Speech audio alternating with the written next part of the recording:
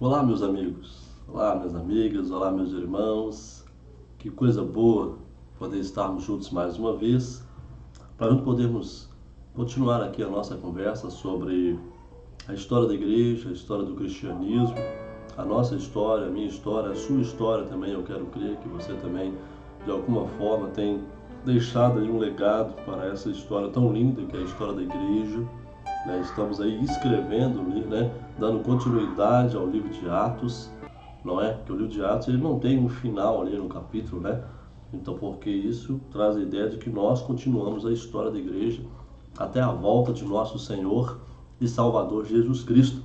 Desde já quero agradecer a você que é inscrito no nosso canal, que Deus te abençoe poderosamente.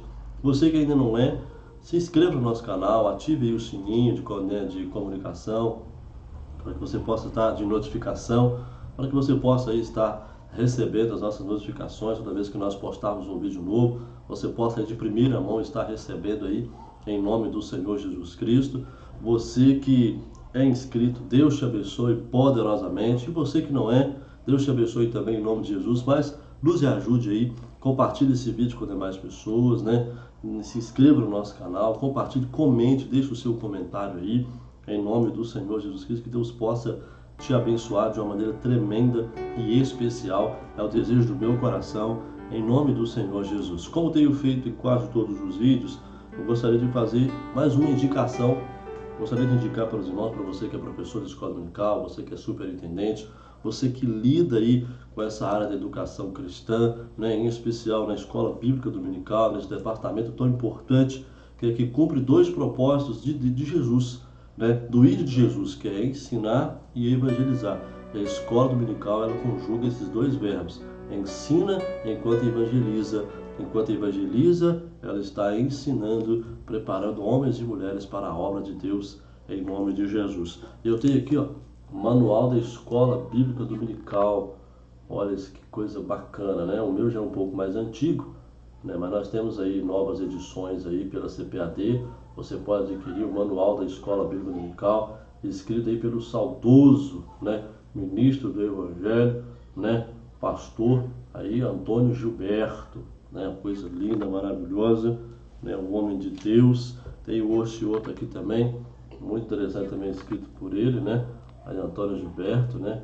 A escola bíblica dominical, a escola dominical, né?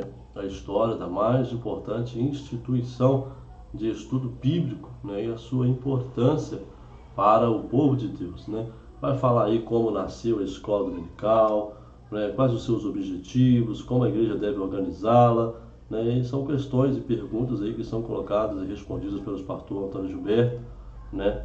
Ele vai tratar sobre, né, pedagogia, né, o que é ser um professor de escola dominical, a diferença entre o corpo docente e o corpo discente, né, os métodos, né, de acessório de ensino, entre outros assuntos. E temos aí também, né, você vai encontrar também um capítulo dedicado à psicologia educacional, né, onde você vai estudar aí um pouquinho sobre o que é o aluno, a sua personalidade, as características deste grupo, né, e, sem dúvida é uma ferramenta aí para quem pretende ensinar a palavra de Deus aí de maneira eficiente e com excelência. Dois livros aí muito interessantes, tem mais, mas depois a gente vai indicando mais aí em nome de Jesus. Amém? Deus te abençoe poderosamente em nome de Jesus. Mateus capítulo 5. Evangelho de Mateus capítulo 5. Evangelho de Mateus capítulo 5. Bem-aventuranças.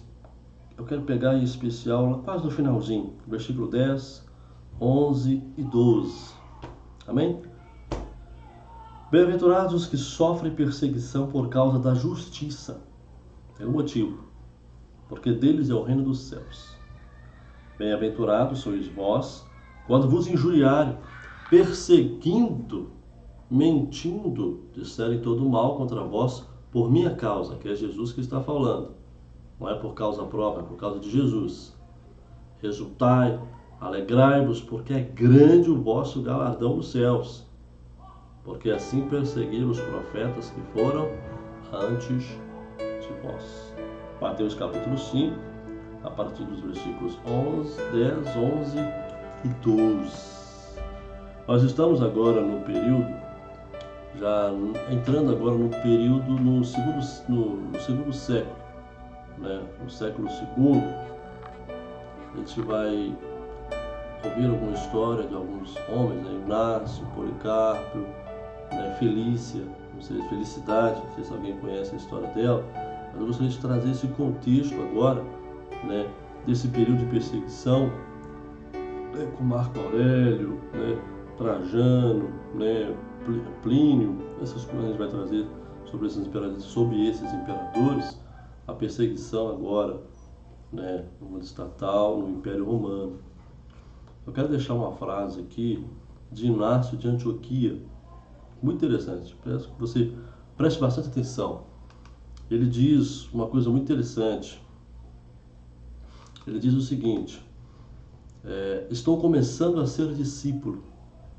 O fogo e a cruz, multidões de feras, ossos quebrados, tudo eu hei de aceitar, contanto que eu alcance a Jesus Cristo.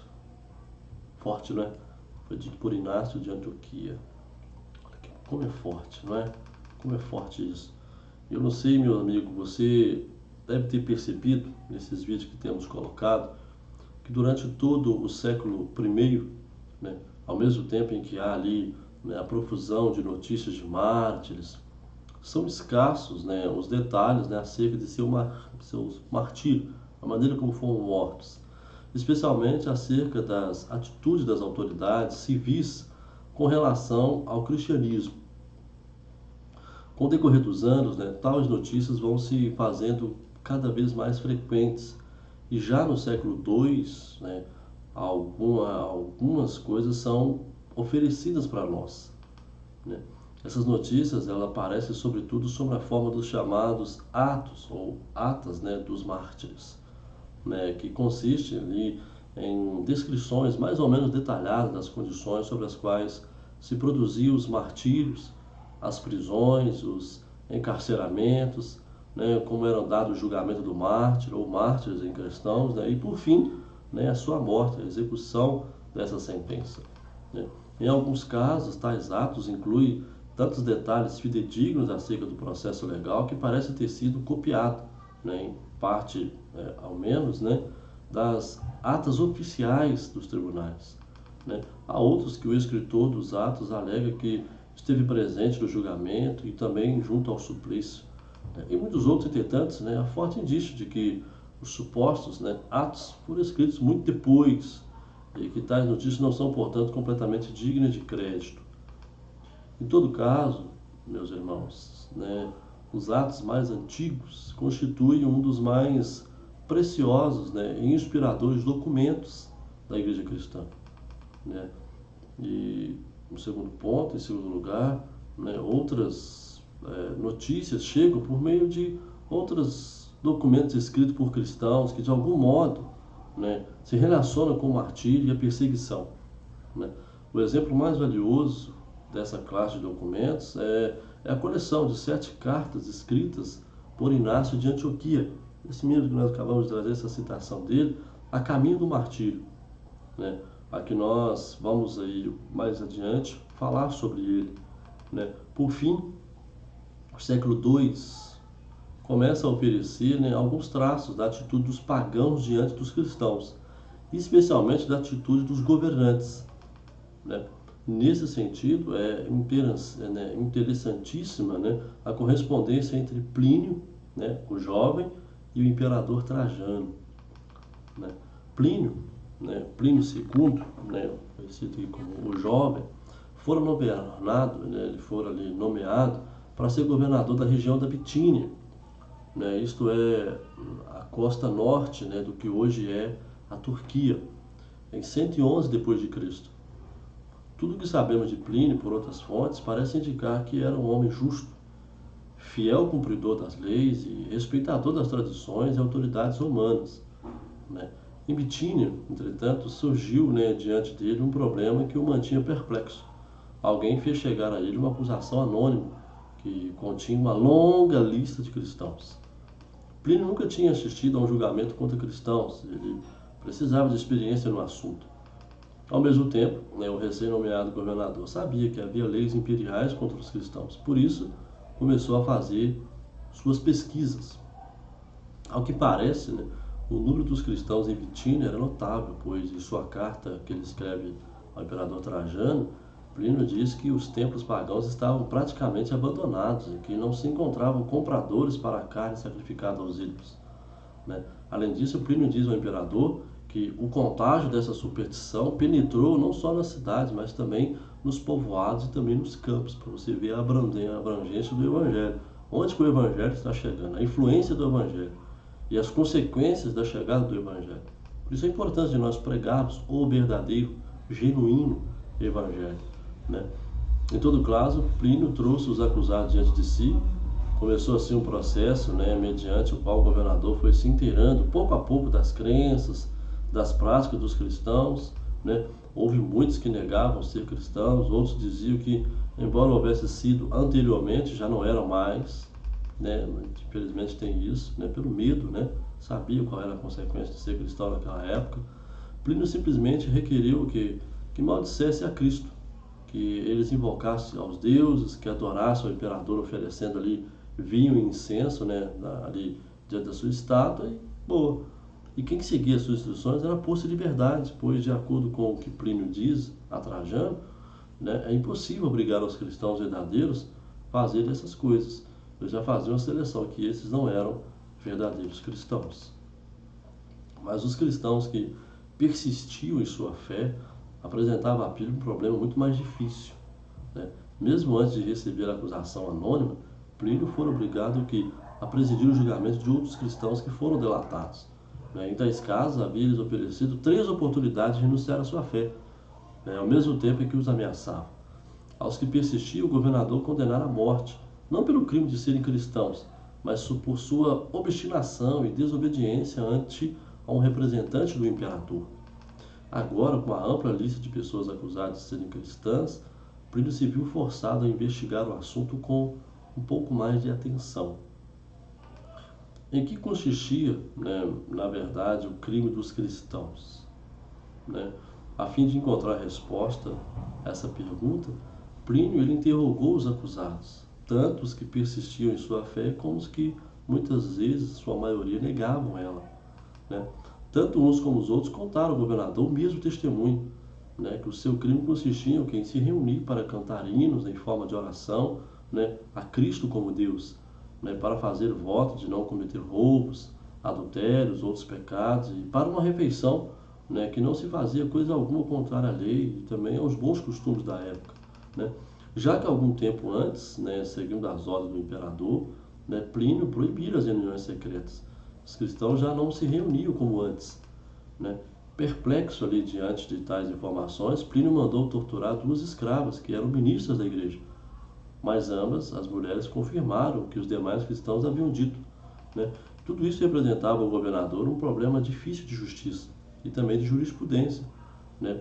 Devia, né, castigar os cristãos só por levar esse nome, né? Ou era necessário provar algum crime. Em meio à sua perplexidade, Plínio ele suspendeu os processos e escreveu a carta ao imperador, da qual tomamos, né, alguns dados anteriores, né? E o imperador ele vai responder de forma breve, né? Segundo ele, não há assim, uma regra que possa ser aplicada em todos os casos. Por um lado, o crime dos cristãos não era de tal natureza que devessem ser usados recursos do Estado para buscá-lo, né? Por outro lado, entretanto, né, se alguém os acusa e eles se negam a adorar aos deuses, deve ser castigado, né? E por último, né, o imperador diz que Plínio não deve aceitar acusações anônimas, né, que era uma prática indigna de sua época, né? Ora, ainda que a decisão de Trajano, né, que era o imperador da época, não tivesse sentido lógico, né, tinha um sentido político, né? Trajano compreendia o que Plínio dizia, que os cristãos, né, pelo simples fato de serem cristãos, não cometiam crime algum contra a sociedade, ou mesmo contra o Estado, né? Então, portanto, né, os recursos, né, do Estado deviam ser empregados em assuntos mais urgentes do que o quê? A procura de cristãos, né? mais uma vez que os cristãos eram delatados e trazidos diante dos tribunais imperiais, era necessário que obrigá-lo a adorar os deuses do império ou castigá-lo simplesmente, né? De outro modo, né, os tribunais imperiais era necessário, né, obrigar a adorar outros deuses do império, castigar. De outro modo ali, os tribunais, né, imperiais, eles perderiam toda a autoridade que tinham, né? Portanto, né, os cristãos eram castigados não por algum crime que supostamente tenham cometido antes de serem delatados, né, mas por seu crime diante de quê? Diante dos tribunais, né? Esse delito tinha que ser o quê? Castigado. Em primeiro lugar, porque de outro modo diminuiria a autoridade desses tribunais, e em segundo lugar também, né, porque os negarem a que adorar o imperador, os cristãos estavam que adotando uma atitude que nesse tempo se interpretava como uma rebelião contra a autoridade imperial. Eram tidos como inimigos do Estado. E com efeito, né, o culto ao imperador era um dos vínculos que uniam o império, né? E negar-se em público a render esse culto equivalia o quê? A romper com esses vínculos, né? As indicações de Trajano não parecem ter sido criadas simplesmente em resposta à carta de Plínio, né? Tampouco parece ter ali sido limitados à província da Bitínia, né? Pelo contrário, durante todo o século II, né, boa parte do século III também, essa política de não buscar os cristãos e, entretanto, castigá-los quando eram acusados, foi a política que se seguiu em todo o Império. E além disso, né, mesmo antes da carta de Trajano, né, essa parece ter sido o que? A prática corrente, né, conforme, né, se pode ver ali nas 7 cartas que, né, Inácio de Antioquia ele vai escrever. São cartas muito interessantes de se ler, muito bacana, né? Inácio de Antioquia é um camarada muito interessante, porque é uma história muito interessante dele. Por volta do ano 107, por motivos que nós desconhecemos, né, eu mesmo desconheço, né, Inácio, um ancião ali, bispo de Antioquia, ele foi acusado ante as autoridades, né, condenado a morrer por ter negado o que? Adorar os deuses do império, né? Uma vez que nesses tempos celebravam-se grandes festas em Roma, em comemoração ali à vitória sobre os dácios, né, Inácio foi enviado à capital para que sua morte contribuísse, né, com os espetáculos projetados. Seria mais um espetáculo ali, né? E a caminho do martírio, nesse percurso, né, até o martírio, Inácio ele escreveu ali 7 cartas que constituem um dos mais valiosos documentos do cristianismo antigo, as quais a gente teremos, né, de voltar, né, repetidamente ao tratar sobre diversos aspectos da vida, do pensamento da igreja nos princípios do século II, né? Entretanto, o que nos interessa de imediato é o que essas cartas dizem acerca do próprio Inácio, né, das circunstâncias de seu julgamento, sua morte, da forma pelo qual ele mesmo interpretava ali o que estava acontecendo, né? E aqui eu quero trazer uma biografia rápida dele, que Inácio ele nasceu provavelmente, né, ali por volta do ano 30 ou 35, então, portanto, já era um ancião quando selou sua vida com o martírio, né? Em suas cartas, ele mesmo diz repetidamente que leva o apelido de portador de Deus, né? O que indica o respeito que desfrutava na comunidade cristã, né? Séculos mais tarde, baseado em uma pequena mudança no texto de suas cartas, ele começou a se falar, né, de Inácio como levado por Deus, né? E surgiu assim, né, a lenda segundo a qual Inácio ele foi o menino a quem Jesus tomou e colocou em meio das pessoas que o rodeavam, né? Tem isso por aí, né? Em todo caso, no princípio do século II, Inácio desfrutava de grande autoridade, né, em toda a igreja na época, pois era o segundo bispo de uma das mais antigas comunidades cristãs. Não sabemos acerca de sua prisão, né, nada sabemos acerca dela, né, nem de quem o acusou, né, e nem também de seu julgamento. Tudo o que sabemos é o que ele mesmo relata, ou dá a entender em suas cartas, né? Ao que parece, havia na igreja de Antioquia várias facções, e algumas tinham ali chegado a tais extremos em sua doutrina que o bispo ancião se opôs tenazmente a elas, né? E é impossível que a sua acusação ante os tribunais tenha sido resultado dessas públicas, né? Mas também é possível que algum pagão, né, em vista da veneração de que era objeto, né, o velho bispo, né, tinha decidido levá-lo diante dos tribunais. Em todo caso, por uma e outra razão, né, Inácio foi detido, julgado e condenado em Roma. E a caminho de Roma, Inácio, os soldados que o custodiavam ali, passaram pela Ásia Menor. E a sua passagem, vários cristãos da região vieram vê-lo. Inácio pôde recebê-los, conversar com eles por algum tempo, né? Tinha, além disso, né, um amanuense, né,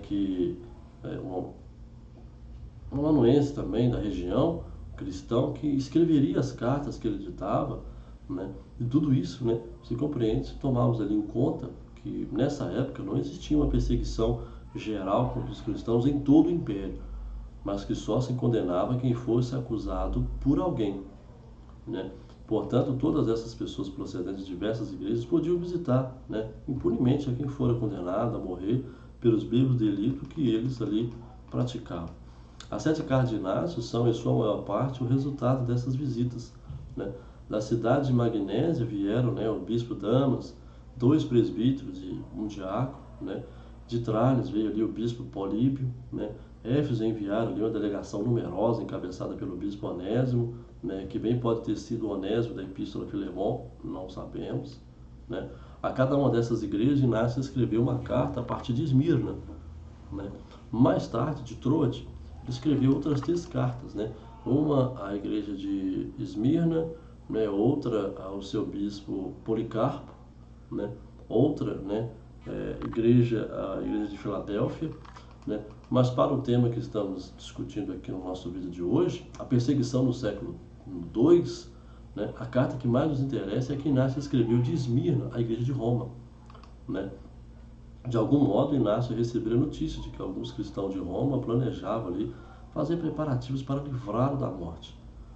Mas Inácio não vê tal projeto com bons olhos, né? Ele já estava pronto para selar seu testemunho com seu sangue, e qualquer acordo que os romanos pudessem fazer seria, né, para ele ali um empecilho, né? Por essa razão, o bispo ancião ele escreve, né, aos irmãos de Roma que era o desejo dele, né, que é o desejo dele ser também, né, ele quer de alguma forma cumprir esse propósito de Deus, né? Ele vai dizer uma coisa interessante que o próprio Inácio, como ele diz, né, ele quer ser imitador da paixão do seu Deus, isto é, de Jesus Cristo, né? E agora ele enfrentar ali esse sacrifício supremo é começar o que? A ser discípulo, né? E portanto a única coisa que quer que os romanos peçam para ele não é a liberdade, mas para que ele faça o que? Enfrentar toda aquela prova, né? Ele não, para não ser me chamar apenas de cristão, mas também que me comporte como tal. E ele diz, né, que meu amor está crucificado. Não me agrada mais a comida corruptível, né, mas quero o plano de Deus, que é a carne de Jesus Cristo. E seu sangue quero beber, que é a bebida imperecível, né, porque quando eu sofrer, diz Inácio, né, serei livre em Jesus Cristo, né, e com ele eu ressuscitarei o que? De liberdade. Ele vai dizer uma frase muito interessante, que ele diz que eu sou o trigo de Deus e os dentes das feras hão de moer-me para que possa ser oferecido como o puro pão de Cristo. Olha que coisa. Então por isso que Inácio ele está disposto a enfrentar a morte, e que através dela ele chegará ao que? Ao testemunho vivo de Jesus Cristo. Essa era a forma que aquele atleta do Senhor ele via a sua morte, né? E isso é muito interessante porque ele vai marchando com muita alegria em direção à presa dos leões naquela época, né?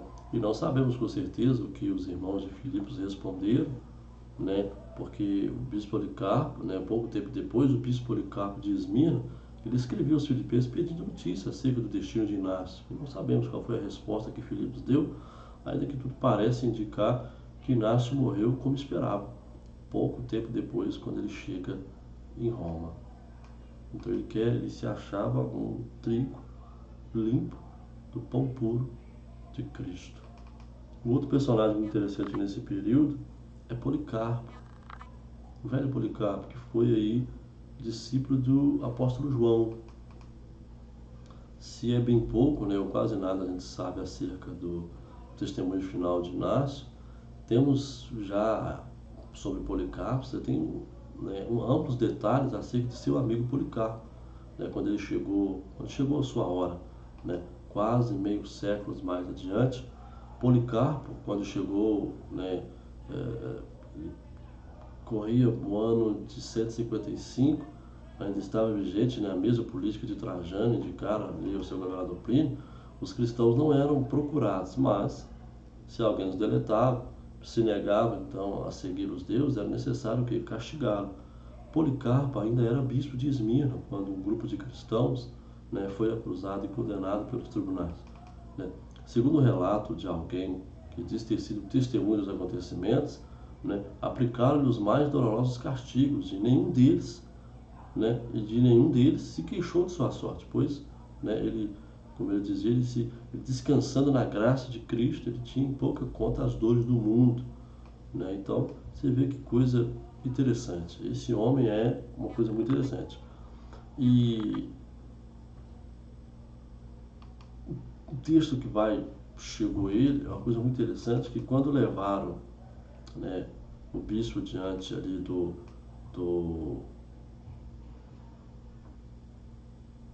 diante do procônsul, né, que era o juiz ali, ele tentou persuadi-lo, né, dizendo que se pensasse em sua avançada idade, né, quase 90 anos, né, e que adorasse o imperador, né, e quando Policarpo negou a fazê-lo, né, o juiz pediu que ele gritasse, né, abaixo os ateus, né. Ao sugerir isto, né, o juiz se referia naturalmente aos cristãos, que eram tidos como ateus naquela época.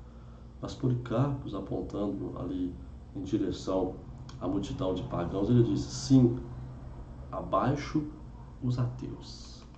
Então, de novo, o juiz ele vai insistir, dizendo, né, que se jurasse pelo imperador, maldicesse a Cristo, ele ficaria livre. Mas Policarpo respondeu uma coisa muito interessante: eu sirvo há 86 anos, ele nunca me fez mal nenhum. Como agora poderia eu blasfemar do meu rei, aquele que me salvou? E assim seguiu o diálogo, então ele é morto ali, né? E no meio de sua morte ele vai orar em voz alta, ele vai dizer, né, Senhor Deus soberano, dou-te graças porque me consideraste digno deste momento, para que junto aos teus mártires eu possa ser parte no cálice de Cristo. Por isso te bendigo e te glorifico. Olha que coisa interessante. E assim entregou a sua vida àquele bispo ancião, a quem anos antes, quando ainda era jovem, né, um ancião Inácio, dera conselhos acerca de seu trabalho pastoral e exemplo de firmeza em meio à perseguição. Isso é muito interessante para a gente, né? Mas nem todos concordavam, né, com o autor do ato de Policarpo. Mas foi um exemplo muito interessante, muito lindo esse dele, né? Um outro ponto interessante para nós aqui é a perseguição sobre Marco Aurélio, imperador Marco Aurélio. Em 161 d.C., isso mesmo, 161 d.C., né, o governo do império recaiu sobre Marco Aurélio, né, que havia sido ali adotado anos antes por seu predecessor, Antônio Pio. Marco Aurélio foi, sem dúvida, uma das mais, né, claras luzes do ocaso romano. Ele não foi como Nero, Domiciano, um apaixonado pelo poder e pela vanglória, mas um espírito culto, um camarada refinado que deixou atrás de si uma coleção de meditações, né, escritas somente para o seu uso pessoal, né, que são uma das glórias literárias da sua época, né. Nessa obra, Marco Aurélio mostra alguns dos ideais a respeito do governo do seu vasto império, né, que era, né, intentar a cada momento ali, né, como romano e como homem, fazer o que tens à frente com dignidade perfeita e simples, né, e com bondade, liberdade, justiça, né, esquecer, né, tudo mais, né, só poderia esquecê-lo se empreender o quê? Cada ação da vida como se fosse a última. Olha que coisa interessante, né? Deixando, né, de lado toda a negligência, toda a resistência, né, das paixões contra os ditados da razão, né, e deixando também toda a hipocrisia, né, e egoísmo e rebeldia contra a sorte que o tocou. Sob tal imperador, podia-se supor que os cristãos desfrutassem de um período relativo de paz. Marco Aurélio não era um Nero nem um Domiciano. Entretanto, né, o mesmo imperador que se expressava em termos tão elevados acerca dos seus deveres de governante, ele deflagrou também uma forte perseguição contra os cristãos, né? Marco Aurélio era filho da sua época, né? E como tal ele via os cristãos, sabia como era, né? Na única referência ao cristianismo que aparece no seu livro lá, Meditações, o imperador filósofo louva aquelas almas que estão dispostas a abandonar o corpo, né, quando necessário, mas logo segue dizendo que tal disposição deve ser produto da razão, né, e não da teimosia, como no caso dos cristãos. Além disso, né, também enquanto filho de sua época, né, o filósofo que louvava o uso da razão, sobretudo, era supersticioso ao extremo, né? A cada passo ele pedia ajuda e direção dos seus adivinhos e ordenava que os sacerdotes oferecessem sacrifícios por um bom êxito em cada empreitada, né? Durante os primeiros anos do seu reinado ali, né, as invasões, inundações, epidemias e outros desastres que pareciam suceder uns aos outros sem trégua alguma, logo correu a voz de que tudo isso se devia pelo fato dos cristãos, era a culpa dos cristãos, né, que atraía sobre o império a ira dos deuses e então provocou ali a perseguição, né? Não temos indícios de que Marco Aurélio ele tenha pensado que os cristãos eram culpados do que estava acontecendo, mas tudo parece indicar que, né, que o imperador ele prestou seu apoio à nova onda de perseguição e que via com bons olhos esse intento de regressar o culto dos antigos deuses, talvez como Plínio, alguns anos antes, né?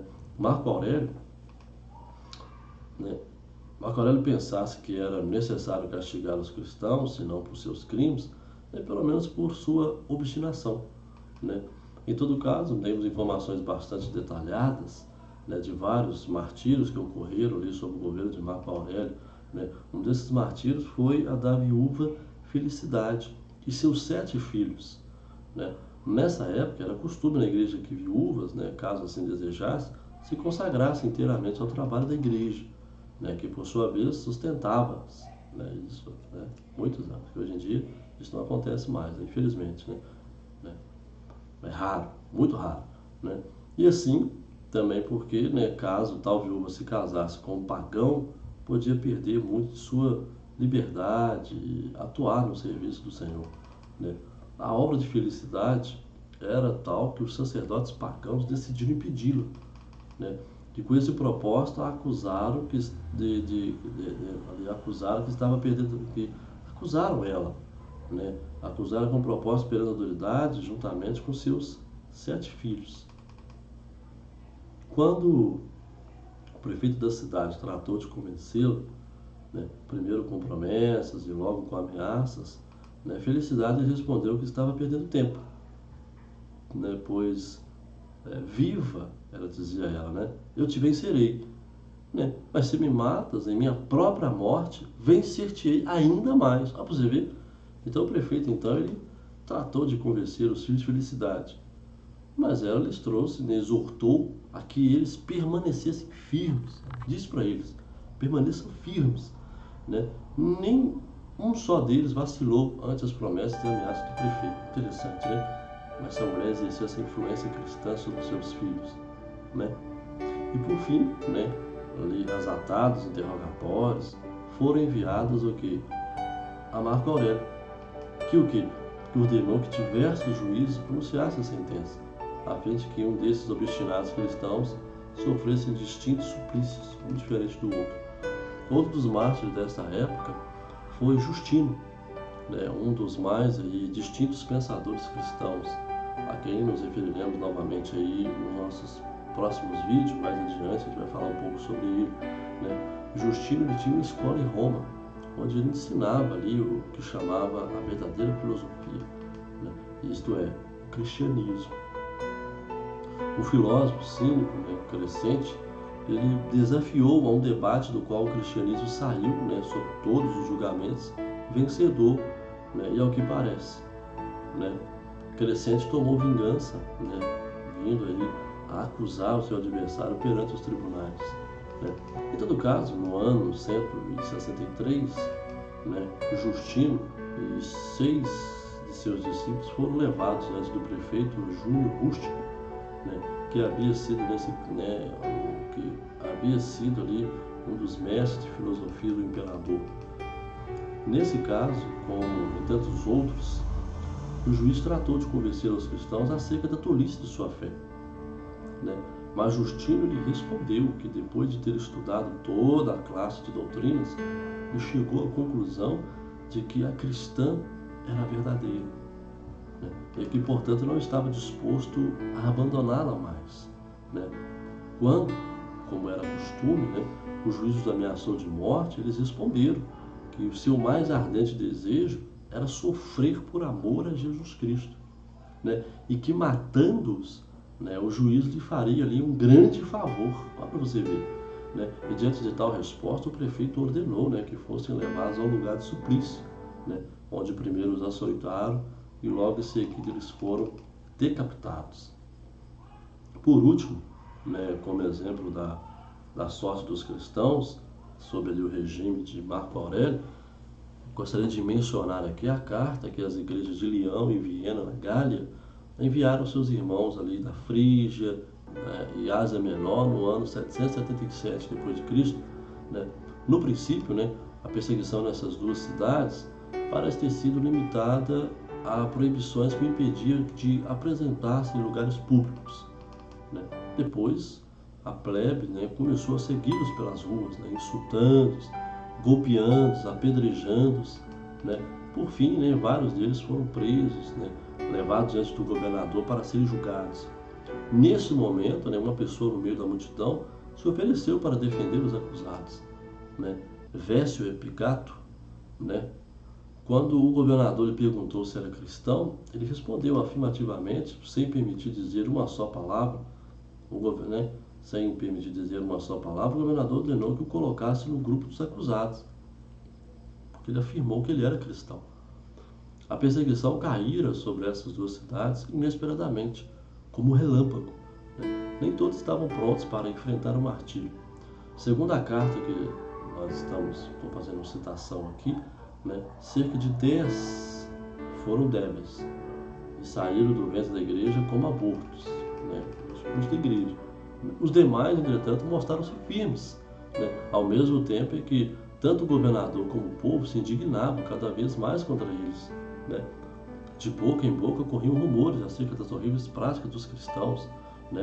Rumores sobre os quais a gente vai falar no próximo vídeo quais eram, né, esses rumores assim absurdos que falavam contra os cristãos. Um certo santo limitou-se a responder: sou cristão. E quanto mais lhe torturava, mais perguntas eram feitas, mais firme se mostrava em não dizer outra palavra, além de sou cristão. O cárcere estava tão cheio de prisioneiros que muitos morreram asfixiados antes que os carrascos pudessem aplicar-lhes ali a pena de morte, né? Alguns dos que antes tinham negado sua fé, né, ao verem seus irmãos tão valorosos em meio a tantas provas, voltaram à sua antiga confissão e morreram também como mártires. Para você ver o poder do Evangelho, a influência do Evangelho, como mudou muitos dias, infelizmente, nos nossos dias de hoje, né? Porém, o martírio de Blandina, né, né, uma mulher frágil, né, porque não temia seus irmãos, foi o mais destacado de todos esses martírios, né? Quando ele chegou ao momento de tortura, mostrou tal resistência que os verdugos tinham de se alternar, né?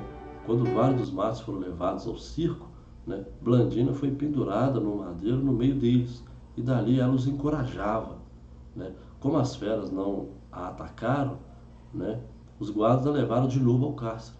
E por fim, nesse dia de tão bárbaros espetáculos, né, Blandina foi torturada em público, né, de diversas maneiras, né?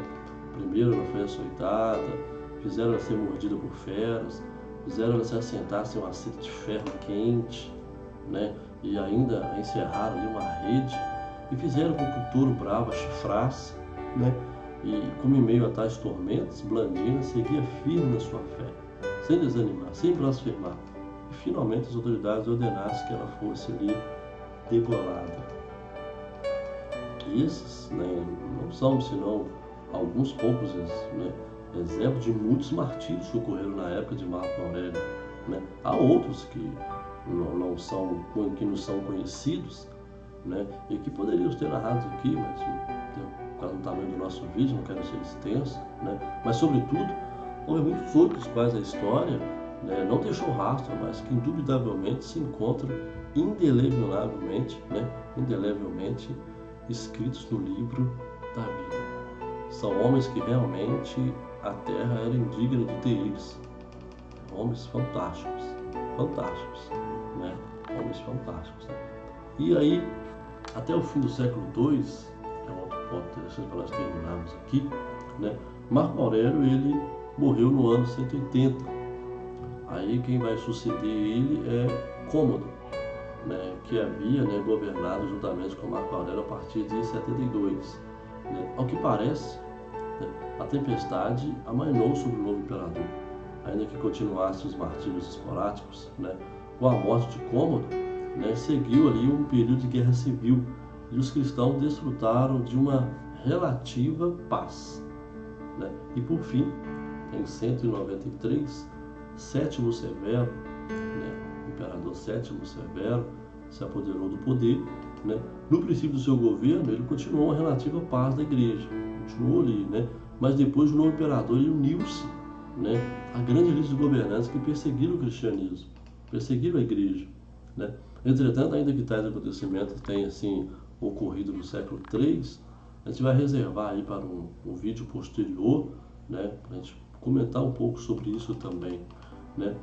Em resumo, nós terminamos aqui, né, a situação dos cristãos ao longo de todo o século II foi muito precária. Nem sempre eram perseguidos, né? Muitas vezes perseguiam-nos em uma região do império e não em outras, né? Tudo dependia das circunstâncias do momento e do lugar, né? Em particular, né, era questão que se houvesse ou não alguém com suficiente ódio para com os cristãos, né, a fim ali de deletá-los ante os tribunais. Se havia, eles eram deletados, eram entregues aos tribunais, né? Portanto, né, a tarefa de desmentir os rumores que circulavam acerca dos cristãos, de apresentar a nova fé da melhor forma possível, era uma questão de vida ou morte, né? E a essa tarefa, né, se dedicaram alguns aí dos melhores, né, pensadores em que a igreja contava. E isso vai ser um assunto para o próximo vídeo. A gente vai falar um pouco sobre esse pessoal que vai começar a se levantar, a se revelar. Esses pensadores que vão começar aí a formular, né, a sistematizar a doutrina. Eu espero você no nosso próximo encontro, viu? Em nome do Senhor Jesus, que Deus possa te abençoar poderosamente, né? Compartilhe esse vídeo com demais pessoas, né? Você que é inscrito no canal, mais uma vez eu quero te agradecer. Você que não é, se inscreva no canal, seja muito bem-vindo. Que Deus possa te abençoar de uma maneira tremenda e especial. Eu espero que esses relatos possam aí trazer fogo no seu coração, né? Não importa as circunstâncias que vieram, as adversidades, as calúnias, permaneça firme. Permaneça firme, porque de acordo com a Bíblia você é bem-aventurado. Quando mentindo, perseguindo, inventaram todos os males contra nós, por causa de Jesus Cristo. Seja você também um trigo, um pão puro de Cristo, né? Seja esse pão puro de Cristo. Venha o que vier, né? Não negue a fé em Cristo Jesus. Deus te abençoe poderosamente em nome do Senhor Jesus. Até o nosso próximo encontro, querendo Deus, em nome do Senhor Jesus Cristo. Vá em paz, em nome de Jesus.